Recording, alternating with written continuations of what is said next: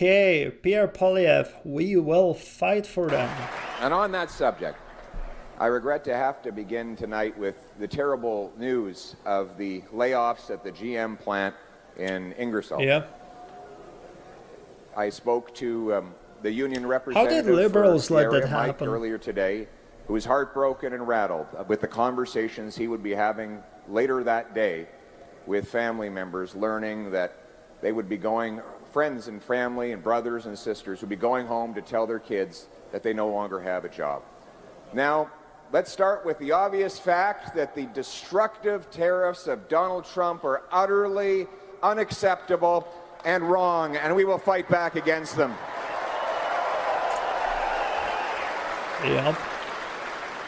But we will also fight to protect the jobs of our workers. Conservatives will put in place a fund to give liquidity to our manufacturers, to keep paying workers, keep them employed, minimize the disruption until hopefully we can get this dispute resolved. We also intend to incentivize Canadians to buy Canadian-made automobiles.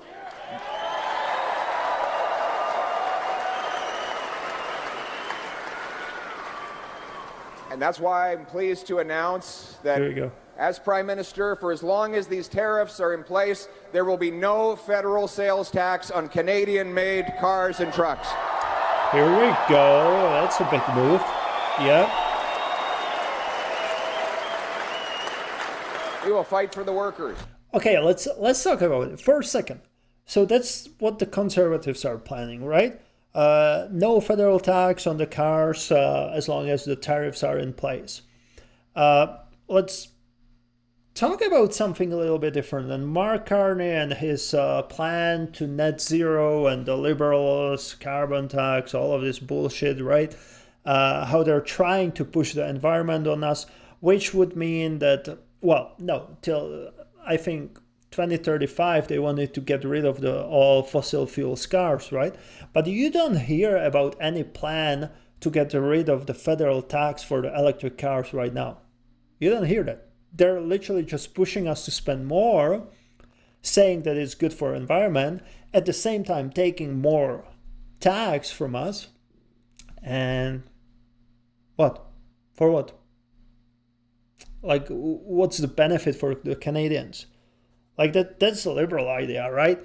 Like, yeah, you need to buy electric car. Also, you need to buy you need to pay carbon tax. And what's the benefit for you? Well, environment, that the future generation will have somewhere to live. That's just ridiculous, liberals. And now compare it to conservatives who are like, yeah, as long as the tariffs are in place, no federal tax on the cars made in Canada. Well, that's a plan to me. That sounds like a plan. And again, let me ask you, how is it possible that liberals let that happen? That the GM factory will have to lay off people? I think they're planning to reopen in October, but still, like, people will lose salary where, pardon me, for like, what, 4 months? What's the April? Almost 6 months. And if you were on EI, that's 2,000 a month. I bet the factory workers are getting paid much more. And they have mortgages, they have bills to pay. And you can say like, yeah, 2,000 a month, it's not bad, right? It is bad if you're used to live from, let's say, 4,000 a month. And it's not about being spoiled, but you have bills to pay. Like I said, mortgage, car payment, insurance, all of this. Like, if you're used to live from 2,000 a month, you can live from that, obviously. But if you're used for, and it's not even higher quality of life, but you just have higher bills. Like I said, there's pretty much no middle class nowadays. So again, they're definitely getting paid more than 2,000, and liberals just let them pretty much lose their houses. Like, if they let this happen, and you heard Mark Carney after his phone call with President Trump about what was it, 2 weeks ago almost now? He's like, oh yeah, it was a good phone call. We're gonna make the deal after the election. Look, it's not even an election and a GM factory is laying off people. How did liberals make that happen?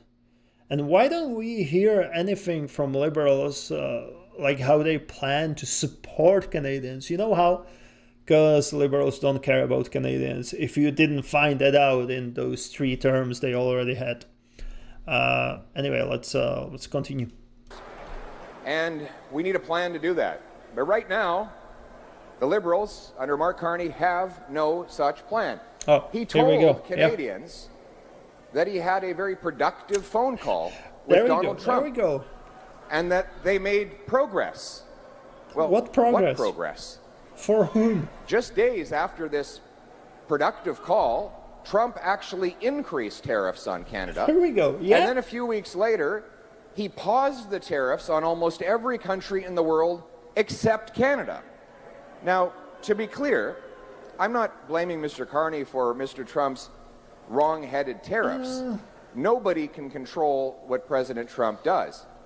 Okay, obviously Pierre's going to say it, but I'm going to say it before. They need to react to it. They need to support Canadians. Like, that's one of the things I said on one of my interviews, and I still stand by that. Like, everyone's looking for a person to blame, right? Instead of dealing with the issue. Like, yes, someone did you wrong, but you need to deal with the consequences. You need to deal with the issue.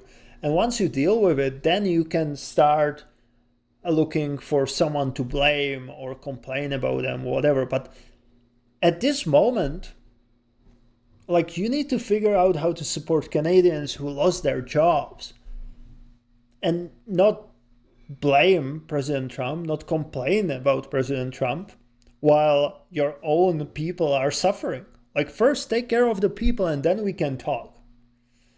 And again, liberals are not doing it. They just blame President Trump and, well, they base the campaign on it, right? But that's exactly the point. Mark Carney is running on the false promise that somehow he can magically handle Trump or control him into doing what he wants, when precisely the opposite is the case. Obviously, we will fight to get an end to the tariffs while protecting our sovereignty, starting on day one. But we must focus on what we can control in this country. And what we can control is reversing the disastrous liberal economic policies that put us in this position of weakness in the first place. I said it before, I'm going to say it again. President Trump is just the tip of the iceberg. The issue is those last 3 terms of liberals.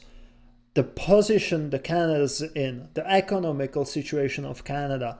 Like, do you really think it was great in December? And then everything broke down with President Trump taking over the office in mid-January? No, that's not true. Like, in December, the situation and the economy of Canada was still pretty bad. Obviously, it got worse with the tariffs, but imagine we had a strong economy before the tariffs. And then we got hit with the tariffs. What would it mean for you? Would it mean that you need to take overtime to pay off your bills? Or you take the overtime and you hope you're going to be able to pay off your bills? No. You would literally stop going out for the dinner every day and just tighten your belt a little bit, but you wouldn't be having existential crisis. And that's what's crazy to me coming from Europe. I don't know how it changed since I'm not living there, right? But everyone's complaining about politics. Everyone's complaining about government. But Canada is the first time that I actually see the existential crisis. That it's not about complaining that the groceries are more expensive. Now it's literally complaining about the groceries are so expensive, I might not be able to keep my house. The gas is everything's expensive. Taxes over here are crazy. I was looking at my pay stub about a week ago, and I'm like, okay, in my province we have a 10% income tax, right? What is this tax? So you're getting taxed by federal employee tax and then income tax, and together it's like 31%. And I'm like, what? So I'm paying for federal government and I'm paying for the provincial government as well. It's kind of ridiculous, kind of too high for my liking. And okay, if that was all, I guess that's okay. 30% of your salary, still kind of a lot. But no, then you have all of these other taxes that have nothing to do with your job, and it's literally somewhere around 50% what you're paying. So yeah, half of your paycheck just goes for taxes, which is ridiculous.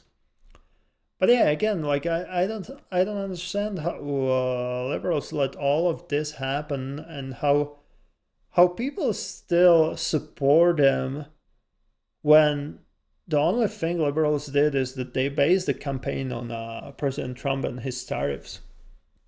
And yet they have no solution to that. Their only solution is we're going to sign the New Deal. But no, like if you listen to Pierre Poilievre and some of his previous videos and just a conservative message, the way how to get out of the situation, and I agree with it 100%, is to create strong economy in Canada by building pipeline, exporting more oil and gas, possibly LNG, having more trade deals with some other countries than just US, right? We have to become more self-reliant.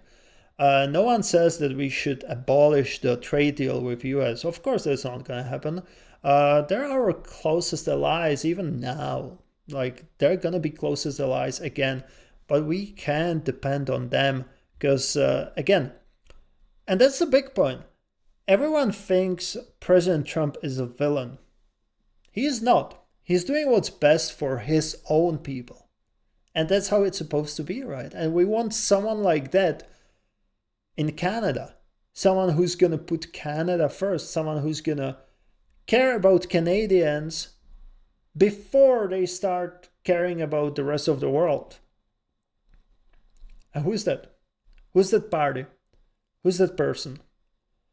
Whose motto, quote, slogan, whatever you want to call it, is literally Canada first?